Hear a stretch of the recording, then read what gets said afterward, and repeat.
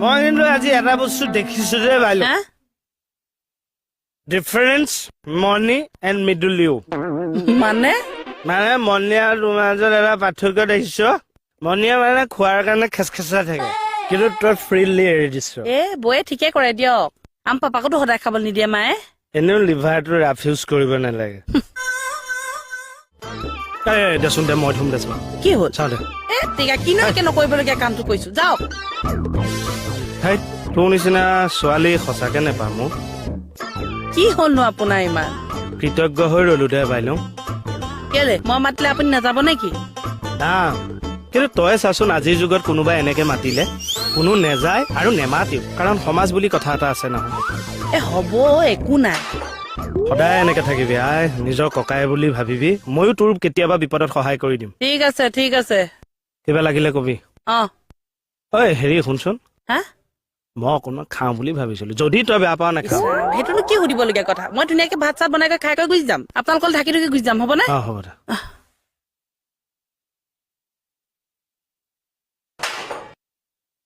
আজি মানে জলবস্তু নাটক ঘৰতে পাতিলে চাহ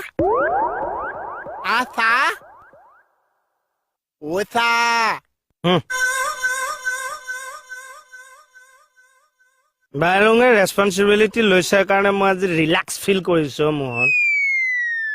মোৰ কিন্তু দুখ এটা বুকুত খুন্দিয়াই আছে উগাৰ মাৰি দে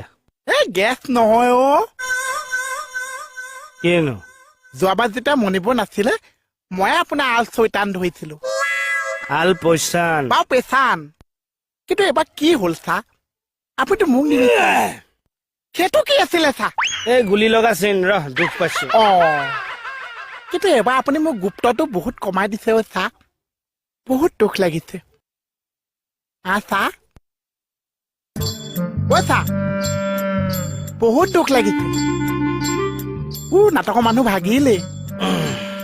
চাহ মেইন এক্টৰে ফেলে